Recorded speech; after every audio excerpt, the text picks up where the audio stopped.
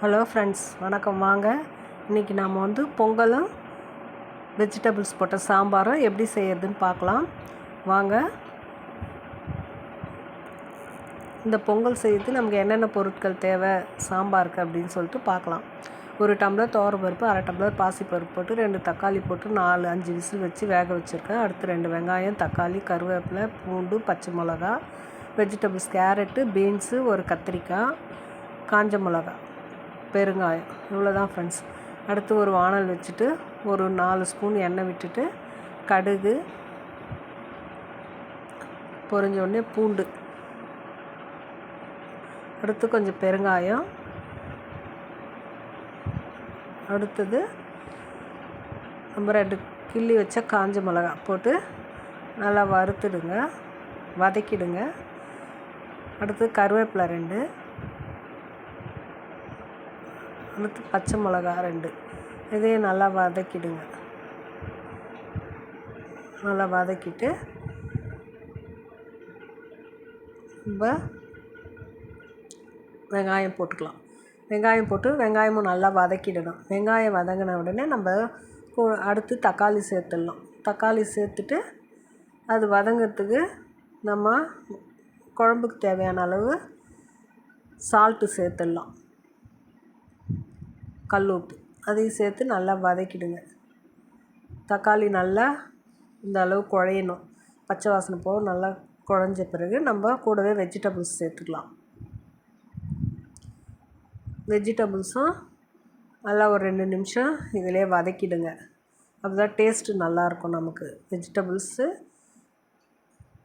வதங்கின உடனே நம்ம மிளகாத்தூள், நம்ம குழம்புக்கு தேவையான மிளகாத்தூள் போட்டுங்க. ஏன்னா ஏற்கனவே 2 பச்சை மிளகா 2 காஞ்ச மிளகா போட்டிருக்கோம். அதுக்கு தகுந்த மாதிரி மிளகாத்தூள் போட்டு வேக வச்ச பருப்பு தண்ணி விட்டுட்டு கூட கொஞ்சம் சுடு தண்ணி விட்டு நல்லா ஒரு 10 நிமிஷம் காய் வேக வச்சுருங்க, தட்டு போட்டு மூடி. நம்ம அடுத்ததாக காய் இந்த அளவுக்கு வெந்த உடனே நம்ம வேக வச்ச பருப்பு கடைஞ்சி சேர்த்துடலாம். சேர்த்துட்டு ஒரு கொதித்த உடனே கொத்தமல்லி கருவேப்பிலை தூவி சாம்பார் ஒரு பாத்திரத்தில் ட்ரான்ஸ்ஃபர் பண்ணிடலாம். இந்த அளவு கொதித்த உடனே நம்ம சாம்பார் ஒரு பாத்திரத்தில் ட்ரான்ஸ்ஃபர் பண்ணிடணும். ஸ்டவ் ஆஃப் பண்ணிவிட்டு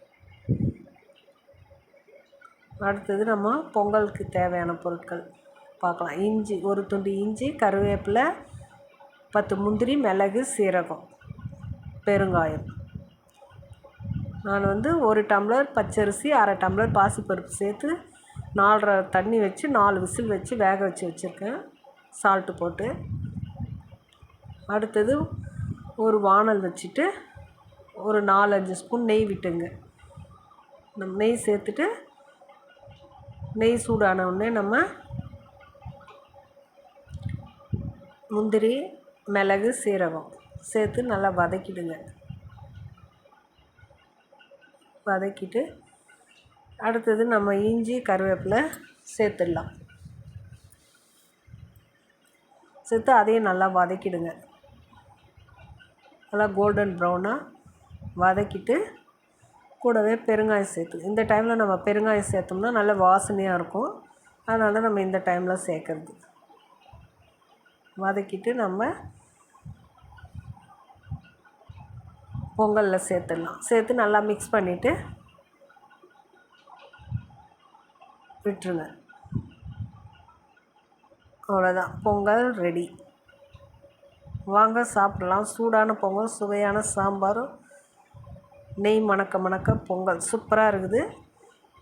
வீடியோ பிடிச்சிருந்தா லைக் பண்ணுங்கள், ஷேர் பண்ணுங்கள், கமெண்ட்ஸ் பண்ணுங்கள், சப்ஸ்கிரைப் பண்ண மறந்துடாதீங்க. பாருங்கள், பார்க்கும்போதே எவ்வளோ சூப்பராக இருக்குது. நீங்களும் ஒரு முறை ட்ரை பண்ணி பாருங்கள். பாய்.